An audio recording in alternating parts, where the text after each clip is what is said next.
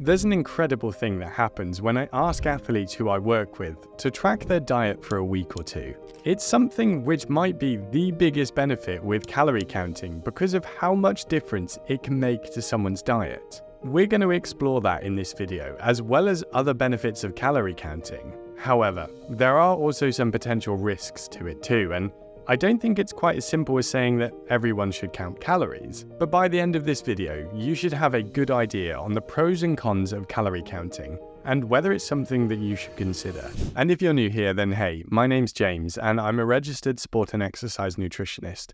I work with amateur and professional endurance athletes to help them train and race better, improve their recovery, and do all of this in a healthy fashion. Over the years, I've worked with a variety of athletes, each with their own approach to nutrition. One individual found tracking calories absolutely brilliant. It allowed them to understand their training needs and adapt their nutrition depending on their goal, and they used it to successfully lose weight. But I worked with another athlete who chose not to track calories due to concerns about becoming overly fixated on numbers, worrying that it might lead to an unhealthy obsession with their food. So what's right, and is tracking calories something that you should do? And this is difficult because there are experts on both sides of the fence. Some who are very positive about it, and then some who think it's too risky or miss the nuances of being in tune with your body. We're going to go through these concerns, but let's start by going through the potential positives of calorie counting. And the first one is understanding how much you need to eat to fuel your training. Knowing your calorie intake can help ensure you're not in a calorie deficit, which is crucial when you're training hard. Tracking helps balance your macros like carbohydrates and protein, which fuel your workouts and aid in recovery. There are guidelines for endurance athletes on protein and carbohydrate intake, and calorie counting can help you to hit these targets and appropriately match your nutrition to your training. Using it in this way to make sure that you're eating enough is a really positive approach to managing your nutrition and is definitely a big potential benefit, especially if your training load is high and you've got a busy life as well. While it's possible to lose weight without tracking calories, it is much harder, especially if you want to do it safely and continue fueling your training. Usually, you need some sort of structure to follow. So whether that's calorie counting or a pre-made meal plan where someone else has worked out the calories, not tracking or planning essentially means you're flying blind. Within endurance sports, this becomes more important too, to make sure that the calorie deficit is appropriate. Without tracking, it would be easy to undershoot your calorie goals significantly and put yourself at risk of relative energy deficiency in sport, and ultimately put your training and your health at risk. My usual advice is to aim for 0.5 to 1 kilos of weight loss per week, and calorie counting can help you to hone in on that and ensure you're eating in the right ballpark to hit this. Now, of course, you could do this without tracking calories and just go off what your weight is doing, but if you aren't keeping a log of how much food you're eating and what you're eating, then it becomes so much harder to do, and you really can't have that much precision with it. There's a funny thing that happens with almost every client I work with who I ask to track calories. After a week or two, they provide me with some of their own insights into their diet without any prompting. These will be things like, I don't eat enough protein. I don't eat many portions of fruit or veg. I eat quite a lot of processed food. Regular tracking can lead to better dietary choices simply through the act of becoming more aware about what you eat.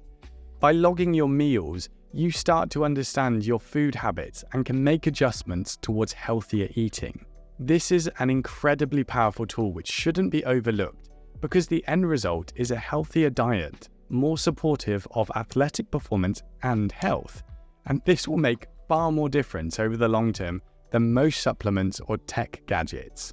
When people think about sport nutrition, they often think about exciting supplements or special new protocols to follow, but the truth is that your daily diet is far more influential than those, and this is why calorie counting can be pretty much revolutionary for some people. But with all that said, it would be wrong if we didn't consider some of the downsides to tracking your calories, And the first and main one, which people talk about, is the risk of obsession. One significant concern is the potential for developing an obsessive focus on calorie counting and macros. This might lead to anxiety around food and a concern that you must hit your macros every day. People may also feel the need to weigh all of their food and end up being reliant on a tracking app and losing the ability to manage their nutrition without external help. And then there's a worry that if they stray outside their calorie aims, then there will be repercussions. Or it takes the fun out of food, where someone can't have a piece of cake without feeling guilty or thinking about calories. Now, we'll pick this up again later because it's a valid concern and one that should be considered carefully. Over-reliance on calorie counting can sometimes lead you to ignore signs of hunger or fullness, which can be counterproductive to managing a balanced diet and fueling your training. This is a primary area that many who are against calorie counting highlight. It would be better to understand your own body and your needs. If you can learn when you're actually hungry, when you're genuinely full, you can individualize your nutrition without needing any help from an app. I think this is a very valid point, and I want anyone that I work with to understand these signals. But there is a bit of an issue with this. Before I do dive into that, I want to highlight another potential downside, which is that calories aren't always accurate.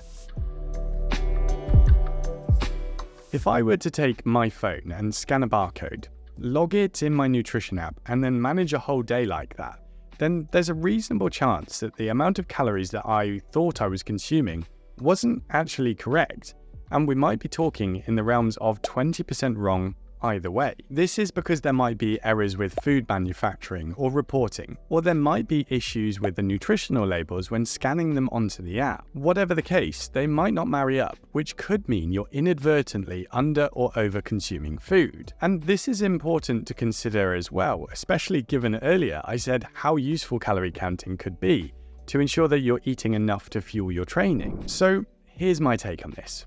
There's no one-size-fits-all answer when it comes to tracking calories, and it absolutely depends on the individual.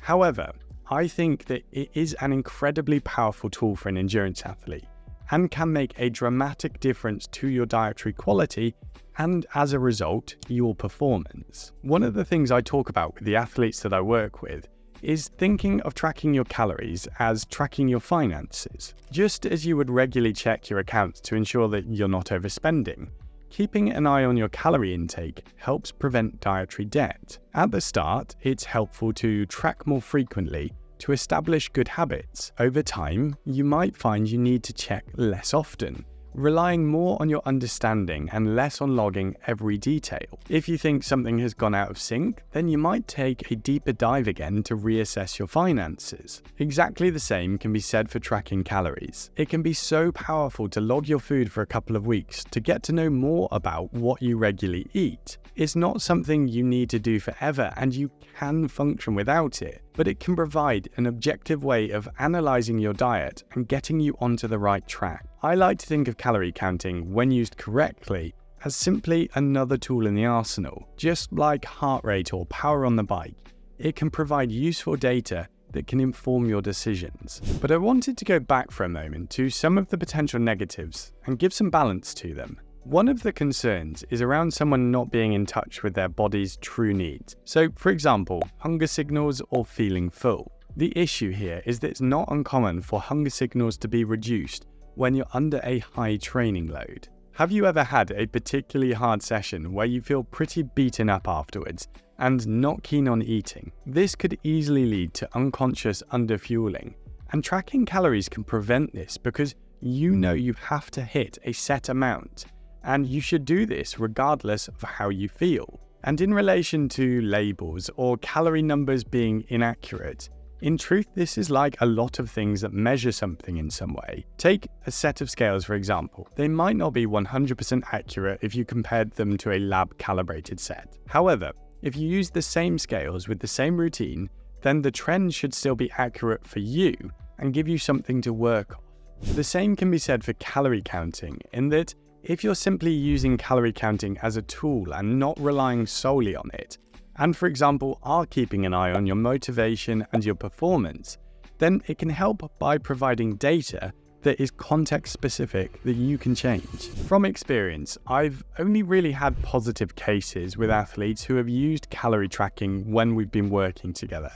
And I haven't found that it's caused issues with obsession when it's framed in the right context, and I'm able to teach them about the nuances of nutrition so that they can make decisions for themselves. But I get why people might not want to do it, and I respect it if they don't. My general approach to calorie counting is to track for a couple of weeks to gain insight into your regular meals, because this helps to establish a baseline and get familiar with the food that you're normally going to eat. Then, work out your calorie requirements based on your training volume and create a rough meal plan to follow with main meals and snacks that align to your calorie requirements. Once you're in the groove, you can reduce calorie counting but continue to follow your plan and align it with your training. You can periodically check in with your tracking app to ensure that your input matches output and that things are running smoothly. Overall, I think calorie tracking is a super useful tool if used correctly. But like with most things with nutrition, is not a black and white answer for everyone. Another area I love to talk about with clients is how to improve their recovery, and you can check out some of my favorite non-protein powder snacks to boost your recovery by watching this video here.